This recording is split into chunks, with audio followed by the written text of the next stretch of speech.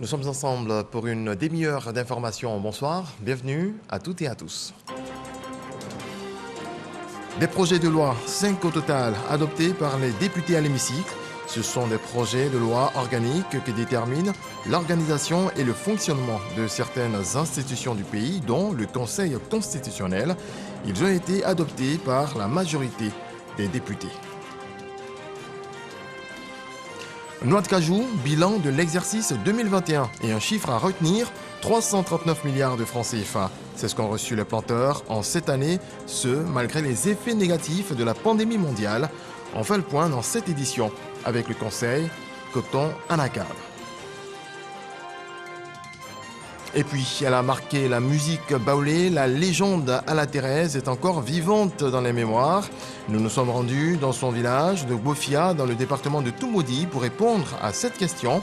Quel est l'héritage artistique laissé par Alla Thérèse après son décès? Et oui, l'Assemblée nationale a procédé hier à l'adoption en plénière de 5 projets de loi.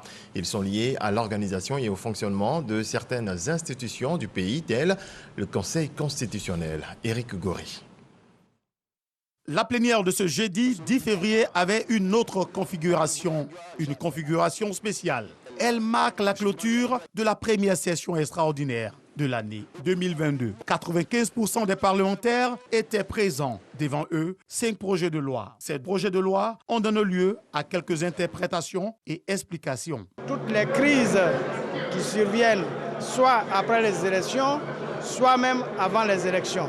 Et toutes ces crises trouvent leur fondement, nous le pensons, dans l'interprétation des textes par le Conseil constitutionnel. Aujourd'hui, le président de la République a bien voulu mettre un terme à ces mauvaises interprétations concernant les élections présidentielles.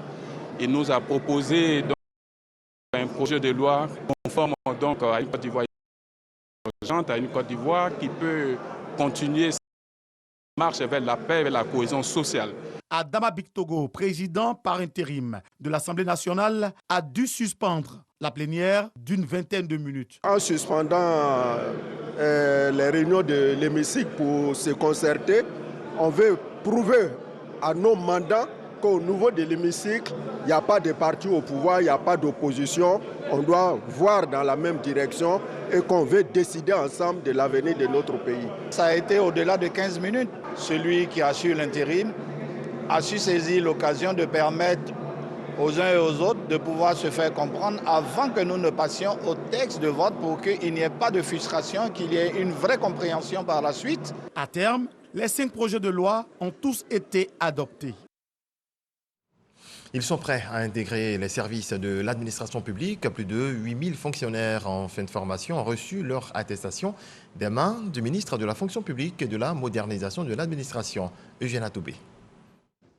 Un peu timide mais heureux, il pose pour la postérité avec la ministre de la fonction publique et de la modernisation de l'administration. Ce sont les auditeurs de grade A4 sortis de l'École nationale d'administration après 2 années de formation. Ces hommes et ces femmes, nouveaux fonctionnaires et agents de l'État, appelés à servir dans l'administration publique ivoirienne. La tâche n'est pas facile, il faut se rapprocher des anciens. C'est un sentiment d'abord de fierté, de faire partie de la grande famille de la fonction publique de Côte d'Ivoire pour porter haut les couleurs de notre drapeau. Ils sont au total 8259 auditeurs, issus de tous les grades de l'administration, à recevoir leur attestation de fin de formation et le statut de la fonction publique.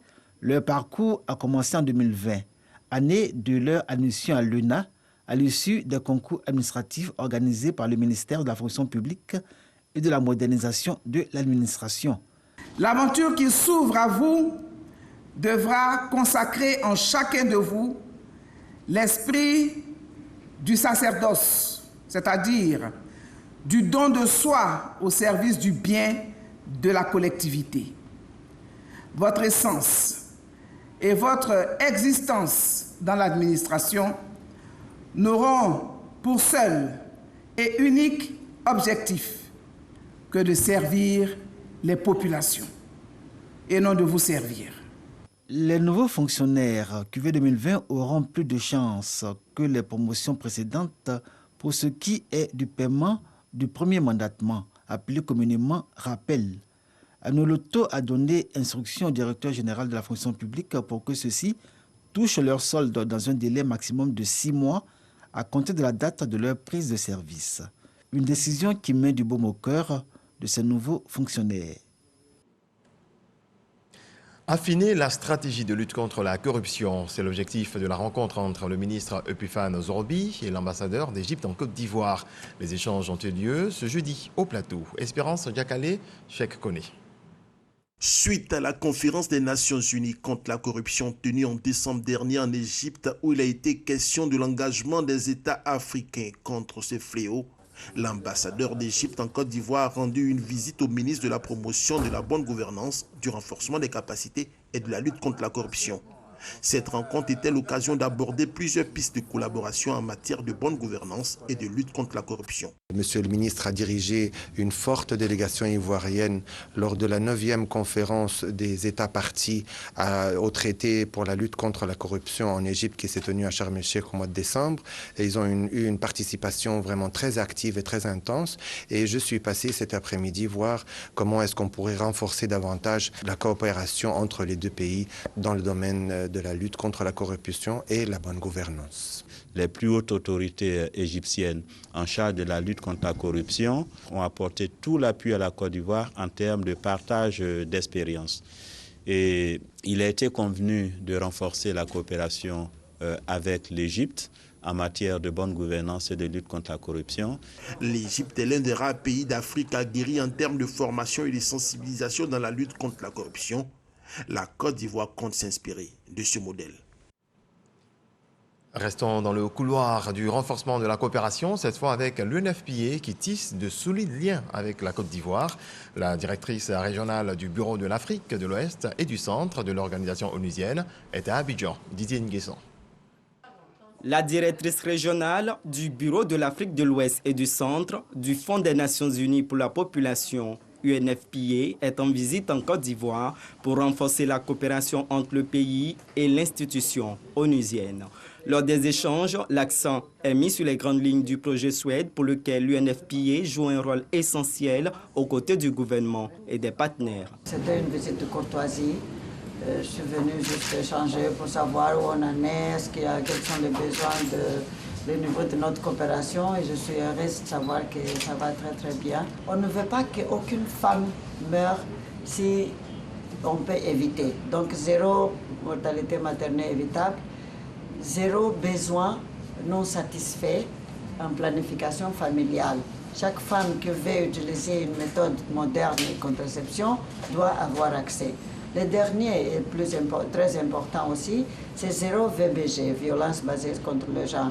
En Côte d'Ivoire, les résultats obtenus en 2021 sont encourageants avec, entre autres, la mise en place de 97% de structures sanitaires renforcées, plus de 62 000 avortements à risque et plus de 600 décès maternels ont été évités. Débutée le 9 février dernier, cette visite de coopération prendra fin le 13 du même mois. Le lycée professionnel de Grand Laou, dans un état de délabrement avancé, sera bientôt réhabilité. Le ministre de l'Enseignement technique, de la formation professionnelle et de l'apprentissage l'a annoncé. C'était au cours d'une visite avec l'ambassadeur d'Espagne en Côte d'Ivoire. Salima Toudia, le point. 4 ans qu'il fréquente les allées du lycée professionnel de Grand Laou.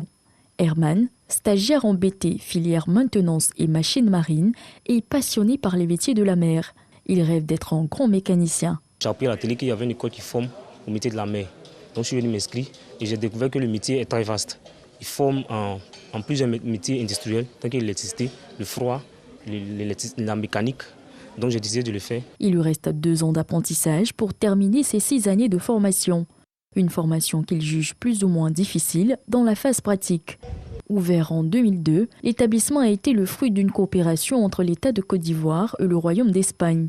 Plusieurs promotions ont été formées au métier de la mer. 20 ans plus tard, l'école a perdu son lustre d'antan. Aujourd'hui, quelque peu en état de délabrement. Une situation que le ministre de l'Enseignement technique Kofi Nguesson est venu constater de visu dans cette région des Grands Ponts.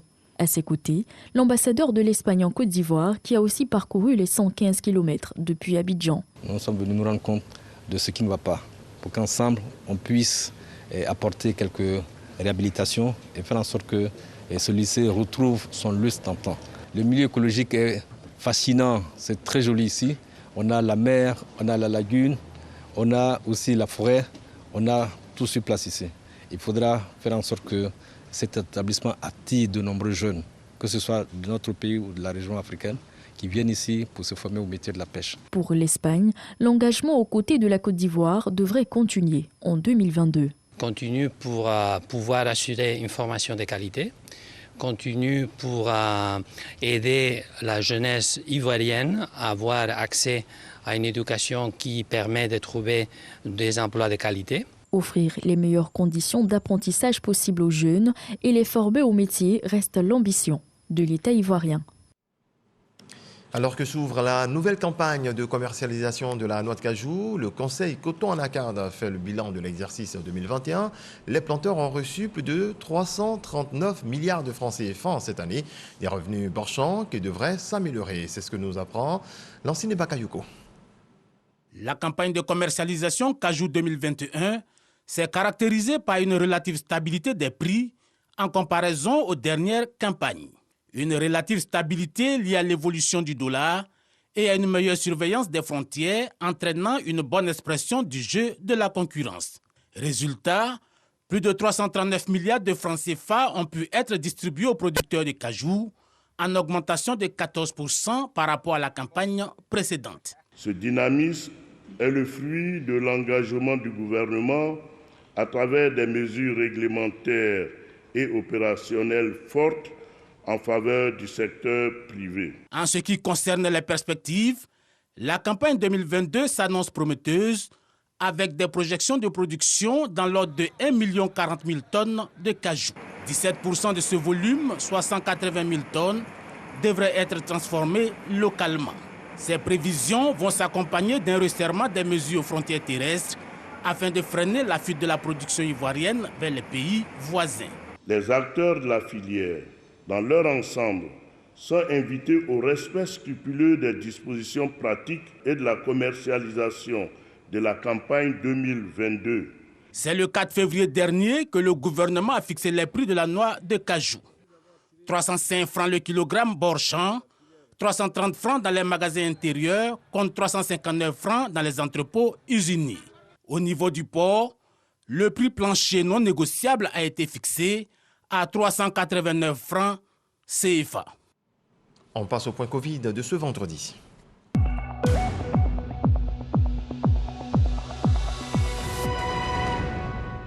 Le ministère de la Santé, de l'Hygiène publique et de la couverture maladie universelle a enregistré ce vendredi 11 février 2022 69 nouveaux cas de Covid-19, 22 guéris et 0 décès.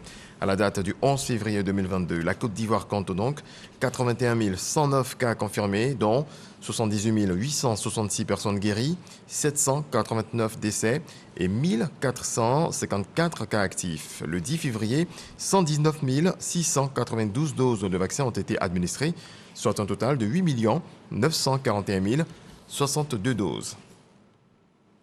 Convoi anti-mesures sanitaires. Les manifestants en route vers Paris malgré l'interdiction. Partis des 4 coins de l'Hexagone depuis jeudi ou même mercredi pour certains. Les convois dits de la liberté sont censés rejoindre la capitale française demain. Opposés aux mesures sanitaires anti-Covid, je le disais, des milliers d'internautes en France appellent à manifester. Parlons à présent de la lutte contre le sida et du taux de contamination qui est en baisse. On l'a appris lors d'une journée scientifique organisée par le ministère de la Santé à travers le Programme national de lutte contre le sida et ses partenaires. L'objectif est de partager avec les acteurs intervenant dans la lutte les progrès réalisés et les grands défis dans la lutte contre cette pandémie. La secrétaire d'État auprès du ministre de l'Emploi et de la Protection sociale a effectué une journée de travail dans la région du Sud-Comoé. Chargée de la protection sociale, Clarisse Kayo-Maï a mis à profit cette visite du terrain afin de sensibiliser sur la nécessité pour les populations vulnérables de fréquenter les centres sociaux. Walter Amadou Ouattara. Centre social d'Aboissou. Le directeur régional de la protection sociale reçoit des mains de la secrétaire d'État auprès du ministre de l'Emploi et de la protection sociale de façon symbolique les clés de 17 motos. Une action du programme des filets sociaux productifs qui, selon l'administrateur, va contribuer à la mobilité des agents des différents centres sociaux bénéficiaires. Le Sud Comoé compte 10 centres sociaux qui sont répartis sur les 4 départements que compte la direction du Sud Comoé, ont pour rôle de détecter les vulnérabilités, véritablement les prendre en charge, 17 motos pour aider les agents des centres sociaux à être plus mobiles et aller vers les populations vulnérables. Mais avant, le chantier du centre social d'Ayamé a été visité.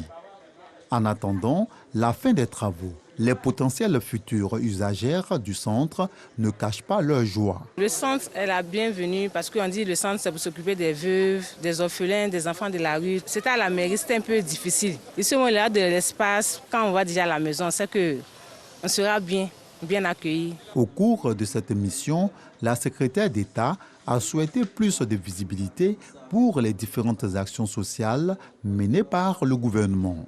À Maféré et à Ayamé, Clarisse Kayomaï s'est entretenue avec les représentants de l'administration, des élus locaux et de la chefferie traditionnelle du Sud Comoé. L'État veut atteindre le taux de 40% en 2025 relativement à l'utilisation des services de base par les couches vulnérables. Nous partons avec des éléments qu'il faut pour mettre en œuvre véritablement la vision du président qui est une Côte d'Ivoire solidaire sur le plan humain. Et c'est pour ça qu'il y a un programme dédié au développement humain. Et dans ce programme-là, il y a un pilier qui est consacré à la protection sociale. Et donc, ça va nous permettre de véritablement orienter cette vision-là pour que la population sache que nous sommes à leur écoute et qu'il y a des projets qui sont en cours, il y a des projets qui sont mis en œuvre pour leur bien-être. Dans cette dynamique, partout où elle est passée, la secrétaire d'État auprès du ministre de l'Emploi et de la Protection sociale a su trouver le mot juste pour encourager les travailleurs sociaux à mieux exercer leur profession. Environ 2000 personnes prises en charge par la fondation Djigui La Grande Espérance, bilan de cette fondation qui a 20 ans d'existence aux côtés des personnes vulnérables. Un anniversaire célébré avec plusieurs autorités et parrainé par la première dame de Côte d'Ivoire, Dominique Ouattara, Evelyne Yeboué, Didier Nguessan.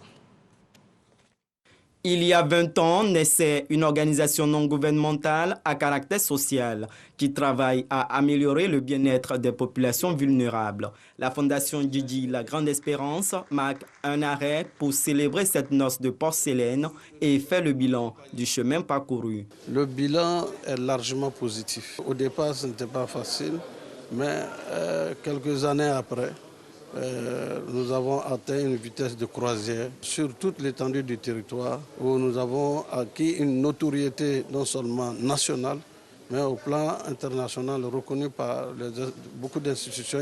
Depuis sa création, l'organisation a pris en charge environ 2000 personnes, dont 1355 orphelins et 226 personnes vivant avec le VIH-Sida. Elle lutte également contre les mutilations génitales féminines et les violences basées sur le genre. Cette célébration, au-delà de l'aspect festif, est une occasion pour nous d'attirer notre attention afin que nous soyons tous sensibilisés à la détresse de nos sœurs et de nos filles afin d'y mettre fin. 20 ans, c'est la fin de l'adolescence et le début de la vie d'adulte. Que de chemin parcouru. La Fondation Djigui, La Grande Espérance, a travaillé sans relâche pour donner de l'espoir à ceux qui n'en avaient plus. Que d'actions vous avez menées, que d'initiatives vous avez proposées, que de projets vous avez présentés et réalisés. Cet anniversaire s'articule autour du thème « Résilience des organisations de protection des populations vulnérables en situation d'urgence ». La Fondation Djigui La Grande Espérance a vu le jour le 4 décembre 2001. On en vient à notre dossier Vidici, native du village de Bofia, dans le département de Toumoudi. Feu Ala Thérèse était une icône de la musique traditionnelle baoulé, décédée il y a plus de 2 ans maintenant. Quel est l'héritage artistique laissé par Ala Thérèse? Comment les héritiers comptent la pérenniser, ou alors le pérenniser, cet héritage? Voici les réponses de Serge Coléa.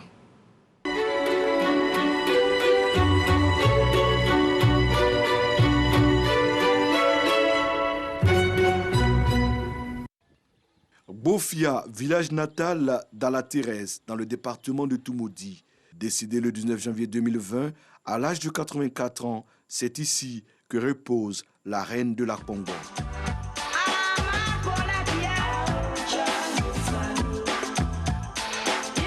Depuis une cinquantaine d'années, la prêtresse de la musique tradimoderne baoulé Ala Thérèse a mis le village sous les projecteurs. Aujourd'hui, à Bofia, son nom reste gravé dans les mémoires. Dans la cour familiale, nous rencontrons Kwasi, son petit frère. Les discussions quotidiennes ici tournent autour de sa célébrissime sœur. Mes enfants et moi constituons une partie de la lignée de la famille. Sa renommée nous a permis d'avoir de l'aide et du soutien pour l'organisation de ses funérailles et son inhumation. C'est Ala Thérèse qui nous a fait connaître au monde. Grâce à elle, nous sommes connus aujourd'hui. Bofia compte une dizaine d'artistes tradimodernes reconnus et Ala Thérèse est un modèle et surtout une source d'inspiration. Maman Ala Thérèse, grand Congo, Jagel le Chisekania, grand Contivier.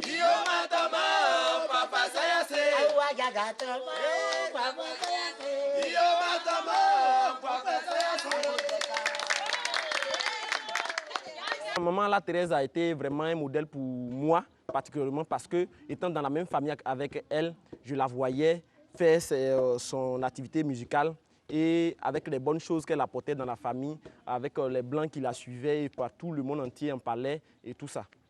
Donc forcément qu'elle m'a impacté. Je fais du tradi moderne chrétien, je fais de la Congo bien sûr, mais un peu modernisé, avec d'autres instruments, par exemple la oko et puis le tam-tam aussi. Chaque artiste y va de son style et de son rythme en s'appuyant sur la Congo, le genre musical d'Ala Thérèse.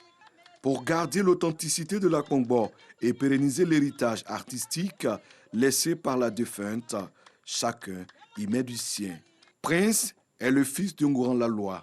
Bénédicte est la nièce et sosie d'Ala Thérèse. Les deux jeunes ont décidé de réformer le duo Ala Thérèse Ngoran Laloy.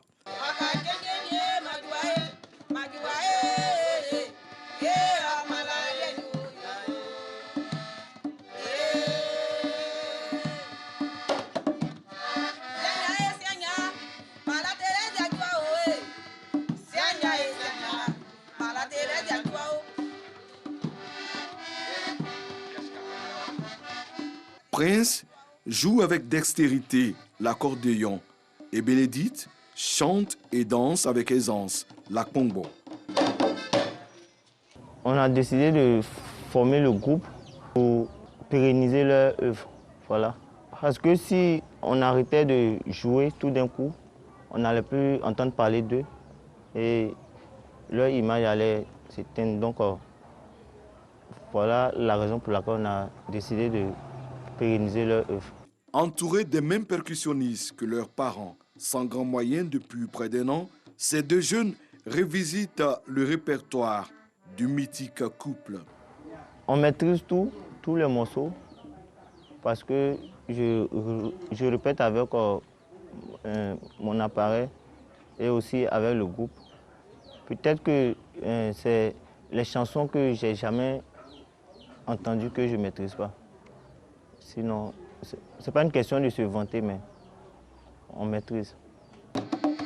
Faire vivre les notes de l'accordéon et surtout remémorer au public la voix sublime et adoucissante d'Ala Thérèse. Les cadres du village, avec à leur tête Édouard Loukou, neveu de la diva, entendent s'impliquer dans la restauration de cet héritage. On a un projet Le projet, c'est que le fils du vieux qu'on appelle affectueusement la loi junior est un pur produit de l'INSAC. Et aujourd'hui, cet enfant a besoin d'être encadré de sorte à faire valoir ce que son père a commencé, faire mieux que son père. Et on est prêt à l'encadrer. Le staff de la Thérèse en général, et nous demandons l'aide de nos aînés, de nos frères, ceux qui ont aimé l'œuvre de la vieille, à leur donner les moyens, de sorte à leur permettre de continuer ce que la vie a commencé, pour qu'elle reste immortelle. En attendant la réalisation de ce projet par les cadres de Bofia, Prince et sa sœur continuent comme ils peuvent à chanter et à danser la Kongbo. L'objectif est de pérenniser l'héritage artistique laissé par Ala Thérèse et Ngoran Laloua. Dans le reste de l'actualité, la présidente de la Commission européenne a annoncé jeudi que l'Europe comptait mobiliser plus de 150 milliards d'euros, plus de 97 000 milliards de francs CFA d'investissement en Afrique dans les prochaines années. Cette annonce s'inscrit dans l'initiative Global Gateway qui vise à mobiliser des fonds publics et privés dans des projets d'infrastructure. La présidente de la Commission européenne est en visite à Dakar, au Sénégal. Charles Blé Goudet ne touchera aucune compensation pour les quelques 8 années passées à La Haye. Les juges de la Cour pénale internationale ont rejeté sa requête ce jeudi 10 février. Définitivement acquitté de crimes contre l'humanité fin mars 2021, l'ex-chef des Jeunes Patriotes réclamait près de 820 000 euros, soit 533 millions de francs CFA de dommages à la Cour. L'actu en bref nous conduit ce vendredi dans 3 pays. D'abord au Burkina Faso, où le lieutenant-colonel Paul-Henri Sandaogo Damimba, déclaré président, sera investi le mercredi 16 février. Nous ferons également un tour au Nigeria, où 3 policiers ont été abattus à un barrage. Et enfin aux États-Unis, Joe Biden a appelé ses concitoyens à quitter immédiatement l'Ukraine face au risque de guerre. Angela Diallo, à Boussanogo. Le lieutenant-colonel Paul-Henri Sandaogo Damiba, qui a pris le pouvoir lors d'un coup d'État le 24 janvier, a été déclaré président par le Conseil constitutionnel, devant lequel il prêtera serment mercredi. Il est également chef de l'État et chef suprême des armées. La communauté économique des États de l'Afrique de l'Ouest et l'Union africaine ont suspendu le Burkina Faso de leurs instances, sans plus de sanctions, demandant à la junte un calendrier raisonnable pour le retour à l'ordre constitutionnel. Les hommes armés ont tué par balle 3 policiers et en ont blessé 2, en attaquant un barrage de police établi sur une route d'Enugu, en proie à des troubles séparatistes. La police est à la recherche des responsables de cette attaque. Le sud-est du Nigeria est confronté à une montée de violence. Plus d'une centaine de policiers y ont été tués par des hommes armés depuis l'année dernière, selon les médias locaux. Le président des États-Unis, Joe Biden, a appelé ses concitoyens à quitter immédiatement l'Ukraine face au risque de guerre. Le président américain a répété qu'il n'enverrait pas de soldats sur le terrain en Ukraine, même pour évacuer des Américains, car cela pourrait déclencher une guerre mondiale. Et voilà qui marque la fin de cette édition. Très belle nuit. Dieu nous garde.